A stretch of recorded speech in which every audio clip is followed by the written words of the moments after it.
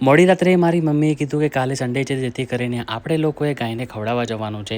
તો મેં કીધું કંઈ વાંધો નહીં. તો વહેલી સવારે અમે બંને ભાઈઓ ઉઠી ગયા અને અમે પહોંચી ગયા સુરતના સૌથી મોટા સબ્જી માર્કેટમાં, ખેતીવાડી ઉત્પાદન બજારમાં, જેથી કરીને અમને ત્યાં સરસ મજાની ફ્રેશ સબ્જી મળી જાય. અમે ત્યાં પહોંચ્યા અને અમે જોયું કે ત્યાં આગળ બહુ પબ્લિક છે અને ત્યારે બહુ બધી પબ્લિકો વહેલી સવારથી ઉઠીને અહીંયા સબ્જી મંડીમાં આવે છે. ત્યાં અમે બંને ભાઈએ બહુ વિચાર્યું. ત્યાં અમે લોકોએ દૂધી જોઈએ. તમે બંને ભાઈએ વિચાર્યું ચલો આજે આપણે ગાય માતાને દૂધી ખવડાવીએ છીએ, અને સરસ મજાની ફ્રેશ દૂધી અમને ત્યાં મળી ગઈ. તેના પછી અમે બંને ભાઈઓ નીકળી પડ્યા ઘરે જવા માટે, ફ્રેશ દૂધી લઈને ગાય માતાને ખવડાવવા માટે. ત્યારબાદ અમે ઘરે પહોંચી ગયા અને 60 કિલોથી પણ વધુ વજન હતું, તો ઉપાડવામાં અમે લોકો થાકી ગયા. મારી દીકરી પણ સવારે વહેલી ઉઠી ગઈ ગાય માતાને ખવડાવવાના બહાને, અને બહુ ખુશ થઈ ગઈ. અમે લોકો બંને ભાઈઓ મળીને અમે લોકોએ દૂધીને કટિંગ કરવાનું ચાલુ કરી દીધું, કારણ કે મોટી દૂધી હોય તો ગાયને ખવડાવવામાં તકલીફ પડે. જેથી કરીને અમે બંને ભાઈઓ મળીને દૂધીનું કટિંગ કરી નાખ્યું. સરસ મજાની ફ્રેશ દૂધીને અમે કટિંગ કરી દીધી.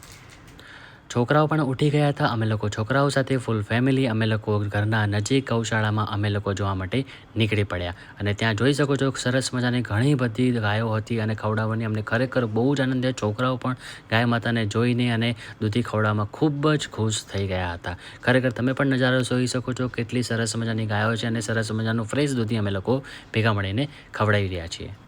અમારું કામ આ તમને કેવું લાગ્યું એકવાર કોમેન્ટ્સમાં જરૂર બતાવજો અને શેર કરજો, સપોર્ટ કરજો. Thank you.